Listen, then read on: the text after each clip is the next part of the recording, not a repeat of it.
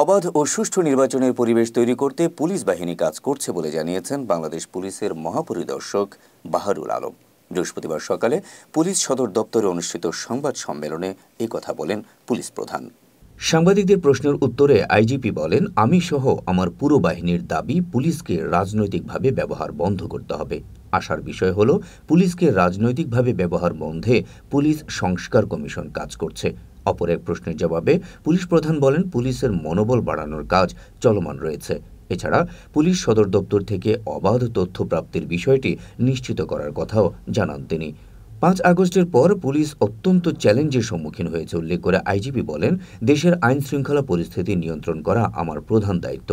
পুলিশের মনোবল ও আত্মবিশ্বাস ফিরিয়ে আনতে কাজ চলছে বলেও জানান তিনি। সেই ৫ তারিখের পরে ৬-৭ তারিখে যখন রাজারবাগের ভিতরে উত্তরত স্ট্যান্ডার নিয়ে দাঁড়িয়ে আছে আমাদের পুলিশের কনস্টেবলরা, যে ভিতরে আসবেন বিসিএস অফিসার, গুলি করে উড়িয়ে দেব, ওর মধ্যে ওই জীবনের ঝুঁকি নিয়ে মইনুল ভিতরে গিয়েছে, তার সাথে সঙ্গী সাথীরা যে আকরাম ছিল সে তার সাথে গিয়েছে। তারা কিন্তু কম কাজ করেননি, এটাই তো সবচেয়ে বড় কাজ ছিল। আমি তো এসে মানে তুলনামূলকভাবে অনেক শান্ত পরিবেশ পেয়েছি। তখন তো একটা উত্তপ্ত পরিবেশ ছিল, লাশ আসতেছে যাত্রাবাড়ি থেকে ফ্রিজিং ভ্যানে, এখান থেকে যাচ্ছে, কান্নার রোল করতেছে, সে কি একটা অবস্থা দেখেন আপনার, মানে তার সাইকি কোথায় গিয়ে থাকতে পারে। ওর মধ্যে এই আইজিপি, এই কমিশনার তারা রাজারবাগে গিয়েছেন, আমরা অবশ্যই তাদের প্রতি আমি মনে করি দে ওয়ার ভেরি সাকসেসফুল।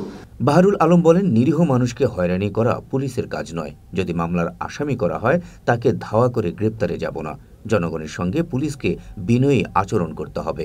সংস্কারের মাধ্যমে পুলিশকে জনবান্ধব করতে হবে।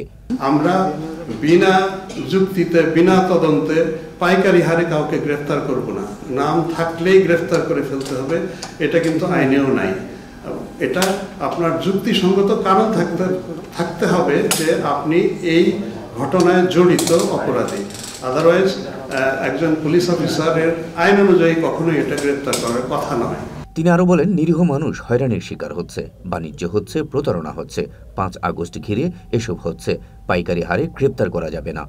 সংস্কার কমিশনের সুপারিশ বাস্তবায়ন করা হলে জনবান্ধব পুলিশ বাহিনী হয়ে উঠবে বলে বিশ্বাস করেন আইজিপি। তিনি বলেন, অবাধ সুষ্ঠু নির্বাচনের পরিবেশ তৈরি করতে পুলিশ বাহিনী কাজ করছে।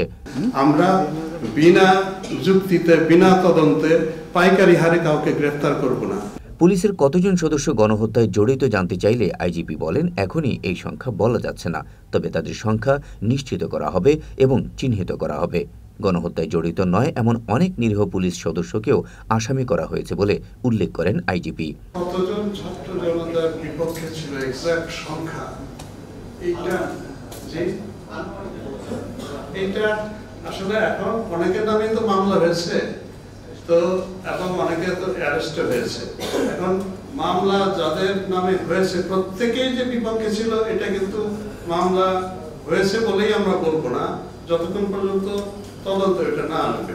সেজন্য আপনারা খেয়াল করেছেন, সাধারণ মানুষ যেরকম আসামি হিসাবে থাকার ফলেই আমরা যে গ্রেফতার করছি না, এট দ্য সেম টাইম পুলিশও যদি আসামি হিসাবে দেওয়া হয়ে থাকে প্রত্যেককেই আমরা কিন্তু গ্রেফতার করছি না, কারণ অনেককেই অনেক নির্দোষকে দেওয়া হয়েছে বিভিন্ন কারণে। কাজেই এইটা একটা সংখ্যা, যে কারা কারা মামলার আসামি হয়েছে সেটা হয়তো আপনি সময় দিলে আমরা বের করে দিতে পারবো, কিন্তু আদারওয়াইজ এমনিতে ওইভাবে আপনাকে উত্তর দেওয়া যে আমাদের 2,13,000 পুলিশের মধ্যে কতজন ছাত্র জনতা আন্দোলনের বিপক্ষে ছিল, এটা আমার জন্য আসলে ডিফিকাল্ট, এটা ডিফিকাল্ট করা আছে।